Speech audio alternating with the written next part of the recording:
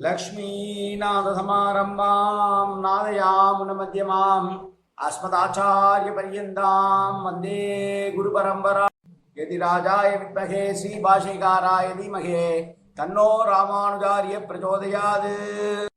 ஆழ்வார்கள் திருவடிகளே சரணம், எம்பெருமானார் திருவடிகளே சரணம், ஜீயர் திருவடிகளே சரணம். யோ நித்யமச்சுதபதாம்புஜயுக்மருக்ம व्यामोगदस्तदितरानतृणाय मेने अस्मद्गुरोर्भगवतोऽस्य दयैक सिन्धो रामानुजस्य शरणं शरणं प्रपद्ये. நீரார் கடலும் நிலமும் முழுதுண்டு ஏலார் ஆலம் இளந்தல் மேல் துயிலந்தாய் சீரார் திருவேங்கட மாமலை மேயாராமுதே அடியேர் கருளாயே. இல்லாமல்ல ஏழுமலையான் பெருங்கருணையால் 4000 திவ்ய பிரபந்த பாசுர பதிவேற்றங்களின் வரிசையிற்கு 2745வது நாள் பாசுர பதிவேற்றம். நம்மாழ்வார் அருளிய எதிர்வேத சாரமான திருவாசிரியம் என்கிற பிரபந்தத்தில் உள்ள 6 பாசுரங்களிலே 7 பாசுரங்களிலே இது 6வது பாசுரம். முதலிலே தனியினை சேவிப்போம். அருளாள பெருமான் எம்பெருமானார் அருளிய தனியன் இது. காசினியோர் தாம் வாழ கலியுகத்தை வந்துதித்து ஆசிரியப்பா அதனால் அருமறை நூல் விரித்தானை தேசிகனை பராங்குசனை திகழ்வகுள தாரானை மாசடையா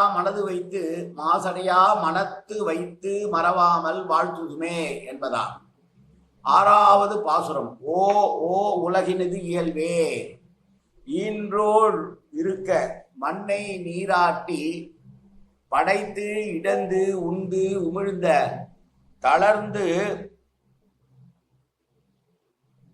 தேர்ந்து கழிக்கும் முதல் பெரும் கடவுள் நிற்ப படைப்பல தானறி தெய்வம் பேணுதல் தனாது புல்லறிவான்மை பொருந்த காட்டி கொல்வன முதலா அல்லன முயலும் இணைய செய்கை இன்பம் துன்பம் இன்பு துன்பம் அலி தொல்மாய பிறவியுள் நீங்கா பன்மாமாயத்து அழுத்துமாம் நலிந்தே. இந்த உலகத்தை பார்த்து பேசுகிறார். ஓ ஓ உலகின் இயல்பே, இதுதான் உலகத்தினுடைய இயல்பு போல் இருக்கிறது.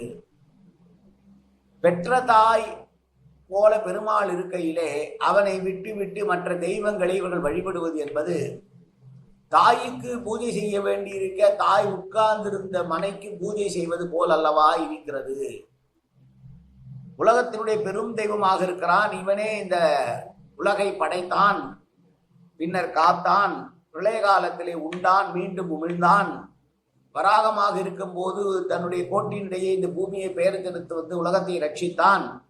அவனே தேர்ந்தெடுத்தான் எந்தெந்த அவதாரம் எப்படி எடுக்கணும்னு அவன்தான் தேர்ந்தெடுத்தான். நல்ல பையனா பிறக்கணும்னா நல்ல அப்பா கிட்ட பிறக்கணும்னு தசரதனை தேர்ந்தெடுத்துதான் ராமாயணத்தில் சொல்லுவாங்க. தன்னை பெறுவதற்குரிய பாகியம் பெற்றவர்களாக இருக்க வேண்டும் என்றால் அவர்கள் எவ்வளவு பெரிய பாகியவான்களா இருக்கணும் அவன் தான் தீர்மானம் பண்ணான். தசரதனுக்கு மகனாக அவனாக வந்து பிறந்தான். கௌசல்ய தசரதனுக்கு மகனாக வந்து பிறந்தான். பரசுராமனாக அவதரித்தான். அவனுடைய இஷ்டம்தான் அது பரசுராமனாக அவதரித்தது. சத்திரிய குலத்தை அழிப்பேன் என்பதற்காக பரசாயுதத்தை ஏந்தியவனாக பிறந்தான். வெண்ணெய் உண்ண வேண்டும் என்பதற்காகவே கிருஷ்ண லீலை பண்ண வேண்டும் என்பதற்காகவே கிருஷ்ணாவதாரம் எடுத்தான். இரண்யகசுபு என்கிற மகாசுரன் வரங்களின் காரணமாக பலம் பெற்றிருந்தவனை அழிக்க வேண்டும் என்பதற்காக அதுவரைக்கும் இல்லாத ஒரு உருவமாக அரியும் நரனுமாக எடுத்தான். நரசிங்கமாக தோன்றினான். யாரிடமும் கையேந்த வேண்டிய நெசசிட்டியே இல்லாத ஒருத்தன், யாருக்கிட்டையும் கையேந்த வேண்டிய வேண்டுதலே இல்லாத ஒருத்தன் வாமனனாக வடிவெடுத்து மகாபலியிடம் கையேந்துமாறு ஒரு அவதாரம் செய்தான். அவனே பின்னர் வாமனத்திலிருந்து மீண்டும் திருவிக்கிரமாவதாரமாக எடுத்து ஊவலங்களை எல்லாம் அளந்தான். இப்படி அவன் எதை எடுக்க வேண்டும் என்பதை அவனே தீர்மானித்துக் கொண்டிருக்கிறான்.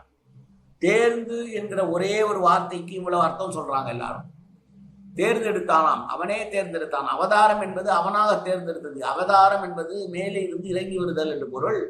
இந்த உலகத்தை காக்க வேண்டும் என்றால் என்னென்ன எடுக்க வேண்டும், எதை செய்ய வேண்டும் என்று 24 அவதாரங்களுக்கு மேலாக செய்தான் என்று பாகவத புராணம் கூறுகிறது.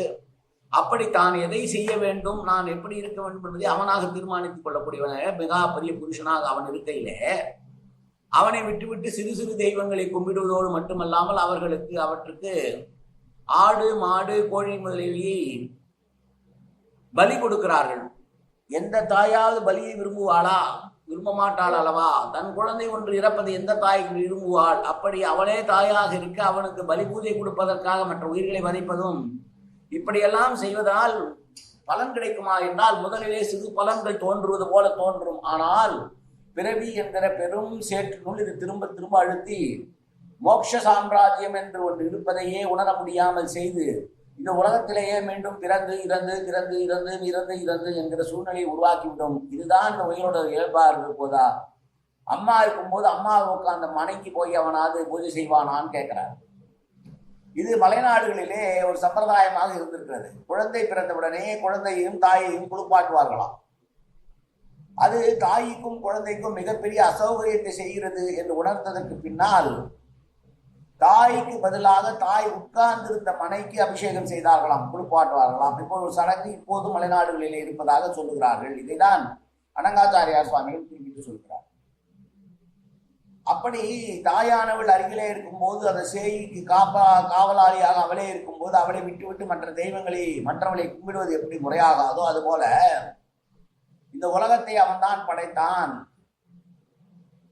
அவனே முதல் பெரும் கடவுளாக இருந்து படைப்பிலே தான் அறிந்த தெய்வமாக இருந்தான், காத்தான். பிரளய காலத்திலே உண்டான், பிரளயம் முடிந்தவுடனே உமிழ்ந்தான். வராகமாக ஆகி இந்த உலகத்தை மீட்டெடுத்தவனாகிய தாய் போல் இருக்கக்கூடிய அவனை விட்டுவிட்டு இந்த உலகத்திலே இருப்பவர்களெல்லாம் மற்ற சிறு தெய்வங்களை கும்பிடுவது என்பது அவர்களை மீண்டும் மீண்டும் இந்த மாயப்பெரும் அலைகளுக்குள்ளேயே முழுகடித்து வெளிவரவிடாமல் செய்ய போகிறதே. இதுவா இந்த உலகத்தினுடைய இயல்பாக இருக்கிறதே என்று பெருமாள் இருக்க மற்ற தெய்வங்களை வழிபடுவதை பார்த்து வருத்தப்படுகிற மாதிரியான பாசுரம் இந்த 6வது பாசுரம். மீண்டும் ஒரு முறை பாசுரத்தை சேவிப்போம். ஓ ஓ உலகனிது இயல்பே ஈன்றோடு இருக்க மண்ணை நீராட்டி படைத்து கிடந்து உண்டு உமிழ்ந்து தளர்ந்து தேர்ந்துள்ள கழிக்கும் முதல் பெரும் கடவுள் நிற்ப உடைபல தானறி தெய்வம் பேணுதல் தானது புல்லறிவான்மை பொருந்தா காட்டி கொல்வன முதலா அல்லன முயலும் இணைய செய்கையின் இன்பு துன்ப பழித்தொன் மாய பிறவியால் நீங்கா பணமாயத்து அழுந்துமாள் நலிந்தே. மீண்டும் மீண்டும் இந்த மாய பிரிவுகளிலேயே கிடந்து அமிழ்வதற்கான வழியைத்தானே மற்ற தெய்வங்கள் தரும். அப்படி இருக்கையிலே எல்லாமுமாக இருக்கக்கூடிய பெருந்தெய்வமான பெருமாளையே நாம் வணங்குவோமாக என்று உணர்த்துகிற பாசுரம் இந்த 6வது பாசுரம். நாளை அடுத்த பாசுரம். காயேன வாச்சா மனசேந்திரியர்வா உத்யாப்தனாவா பிரகதேது சுபாவாது கரோமி எத்தது சகலம் பரஸ்மை ஸ்ரீமன் நாராயணா ஏதி சமர்ப்பயாமி. உடலாலும் உள்ளத்தாலும் வாக்காலும் சகல விதமான பாவங்களும் தோஷங்களும் நிறைந்ததாக உலகத்து இயல்பு இருந்த போதிலும் அடியேன் செய்கிற நல்வினையோ தீவினையோ அத்தனையும் உன்னுடைய கமல மலர் பாதங்களில் சமர்ப்பிக்கிறேன் கண்ணா. காத்தருள்வாய் கண்ணா, ஏற்றுக்கொள்வாய் கண்ணா. எப்போதும் உன் திருநாமம் கண்ணா கண்ணா கண்ணா என்று என் நாவில் வருவதற்கு அருள்வாய் கண்ணா. சர்வத்திர கோவிந்தநாம சங்கீர்த்தனம். கோவிந்தா கோவிந்தா கோவிந்தா கோவிந்தா கோவிந்தா கோவிந்தா கோவிந்தா கோவிந்தா கோவிந்தா.